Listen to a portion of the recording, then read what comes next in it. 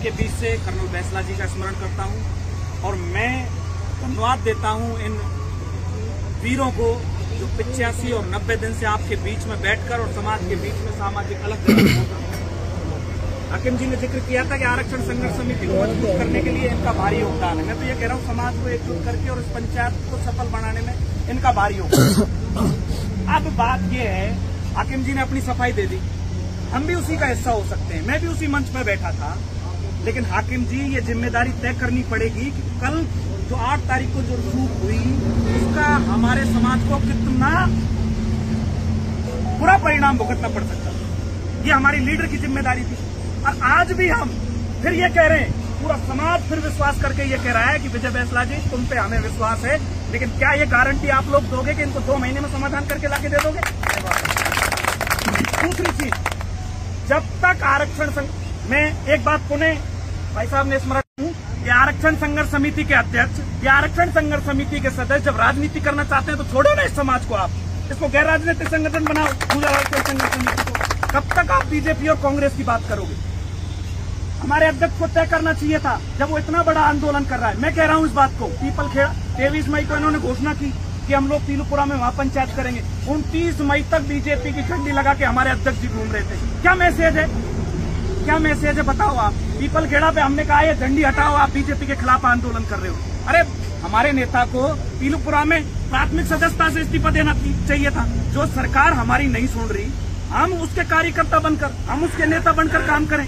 जब तक हम सरकारों के आंखों में आंख डालकर वही कर्नल बैसला की तरह बात नहीं करेंगे, तब तक हमारे अध्यक्ष और आरक्षण संघर्ष समिति का कुछ नहीं बनेगा। ये समाज में 2 काल नहीं है, ये समाज कमजोर नहीं है। कमजोर हमारा नेतृत्व करने वाली हमारी टीम और आरक्षण संघर्ष समिति है।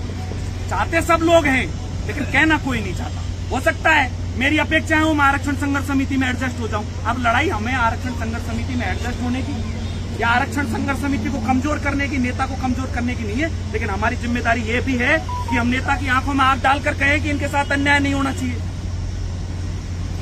मैंने उस दिन ट्रैक पर घटना हुई, भाई साहब उतरने को तैयार नहीं थे। इन्होंने कहा कंट्रोवर्सी हो जाएगी, लोकेश तुम जाके आओ पहले। मैंने भाई साहब से निवेदन किया, मैंने कहा भाई साहब चलो, व्यवस्था खराब हो जाएगी। जिन लोगों ने, जिस समाज ने सीने पर गोली खाई, वो पीठ पर डंडे खा के उतरता, क्या सम्मान रह जाता हमारा? बताओ बताओ। फिर आप तय कर रहे हो 8 तारीख को रात को 12 बजे तक नहीं, दूसरे दिन 10 और 11 बजे तक कोई मुकदमा दर्ज नहीं। 11 बजे मुकदमा दर्ज हो जाता है, किसकी जिम्मेदारी है? जब आप कह रहे हो आईजी से बात हुई है, तो आईजी से उसको तय करना चाहिए था अध्यक्ष जी को कि हमारे लड़कों पर मुकदमे दर्ज नहीं होने चाहिए, आपकी समझाइश के बाद उतरे। और उनका स्टेटमेंट था आईजी साहब का कि ये मेरी समझाइश और अतुल प्रधान जी की समझाइश पर ट्रैक पर वापस आए। कोई जनहानि नहीं हुई, कोई नहीं था, बच्चे थे, आक्रोश में चढ़ गए और समझाइश करके नीचे उतर के शांत हो गए।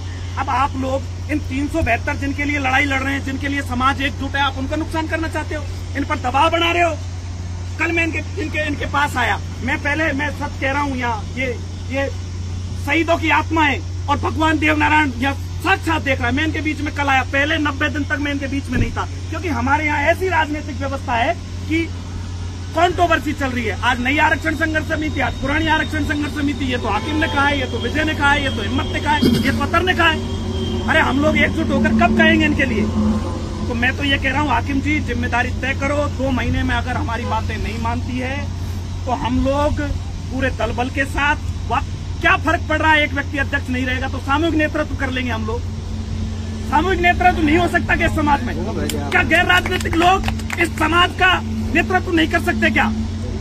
2 महीने में हमारे अध्यक्ष जी हमें परिणाम लाके दे और 2 महीने के बाद हमारा ये जो संगठन है, ये गैर राजनीतिक संगठन बनेगा। जो राजनीति से दूर रहेगा वो हमारा नेतृत्व करेगा। इसी के साथ बहुत बहुत धन्यवाद। राम राम।